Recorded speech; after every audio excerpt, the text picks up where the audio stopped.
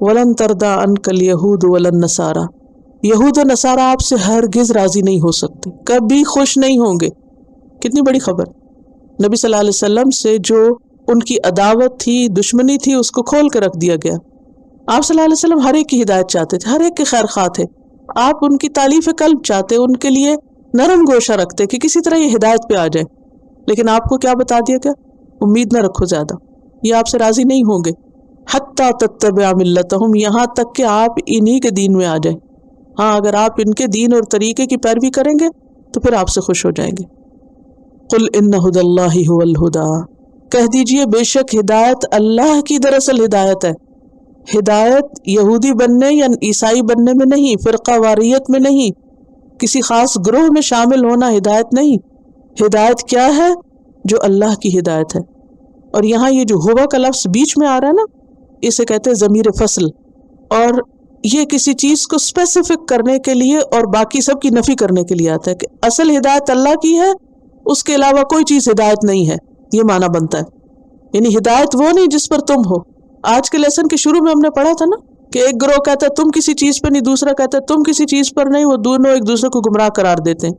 तो यहाँ पर क्या फरमाया गया कि असल हिदायत क्या है? जो अल्लाह की तरफ से आई है, हुदल्लाह। वला इन इत्तबअत अहवाअहुम, और अगर आपने इनकी ख्वाहिशात की पैरवी की, किन की? यहूद और नसारा के, इनकी डिजायर्स को फॉलो किया, बअदल्लज़ी जाअक मिनल इल्म, इसके बाद कि आपके पास इल्म आ गया, कुरान और सुन्नत पहुंच गई, और फिर आप उनकी पैरवी करें। और यहाँ खिताब आपको भी हो सकता है और हर लिसनर को या हर रीडर को जो ये आयत पढ़े कि जिसके पास ये इल्म आ जाए, अल इल्म आ जाए, और फिर भी वो उनके तरीकों पे चले, उनकी मिल्लत पे चले, उनकी ख्वाहिशात को फुलफिल करे, मालक मिनल्लाहि मिन वली वला नसीर, तो अल्लाह अपनी मदद और अपनी विलायत से उनको बरी ज़िम्मा करार देता है कि मैं बरी हूँ फिर तुम्हारी मदद से, मेरी तरफ से मदद नहीं आएगी तुम्हारे पास। आज मुसलमानों को अल्लाह की मदद क्यों नहीं पहुंच रही? अल्लाह की मदद क्यों नहीं आती? हालांकि नबी सल्लल्लाहु अलैहि वसल्लम के ज़माने में 313 3 गुना पे हावी हो रहे हैं जंग बदर में। इसके अलावा भी मुख्तलिफ मौक़े पर कि मुसलमानों की तादाद बहुत कम होती थी, लेकिन इसके बावजूद अल्लाह ताला उनको फतयाब फरमाते। क्यों? क्योंकि वो दीन पर थे। आज लोग अपने दीन को दुरुस्त करने की बजाय दाएं बाएं देखते रहते कौन हमारी मदद करे, और फिर दूसरों को खुश करने की कोशिश में अपना दीन छोड़ देते, अपने तरीके छोड़ देते, अपनी रिवायत छोड़ देते, अपना सब कुछ छोड़ के उनकी नज़रों में जचने की कोशिश करते। तो जो कोई ऐसा करे, कौवा चला हंस की चाल, अपनी भूल गया, ना उधर के रहे ना उधर के रहे, ना खुदा ही मिला ना विसाले सनम, अल्लाह की मदद से भी गए और दुनिया में भी जलील और रुसवा हुए। कहाँ के रहे? फिर कहीं के भी नहीं। यही हाल हो रहा है आज हम सबके साथ। और वली कौन होता है?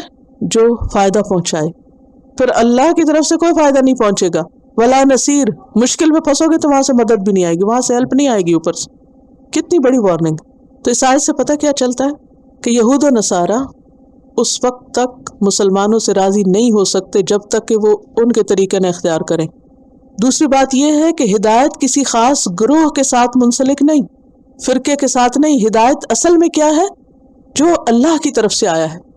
और फिर ये कि असल इल्म जब इंसान के पास आ जाए तो इंसान उसकी कदर करे और उस पर चले, तो थोड़ा अमल भी काफ़ी हो जाएगा अगर दुरुस्त हो, और बहुत सी कोशिशें भी बेकार हो जाएंगी अगर गलत हों। देखिए ना कि बाज़ वक़्त कुछ लोग थोड़े वक्त में बहुत सा काम कर लेते हैं, वजह क्या होती है? तरीका दुरुस्त होता है। और कुछ लोग सारा दिन लगा के भी कहीं नहीं पहुंचते। क्यों? अगर आप रास्ता ही गलत ले लें कहीं जाने का, पहुंचेंगे? साउथ की बजाय नॉर्थ ले लें, सड़क का नाम वही देख देख के खुश होते रहें, तो आप तो उल्टी डायरेक्शन पे जा रहे हैं। आपको चाहिए था अल्लाह को खुश करे और आप किसी और को खुश करने में लगे हुए हैं, तो अल्लाह की तरफ से तो मदद का हाथ उठ गया।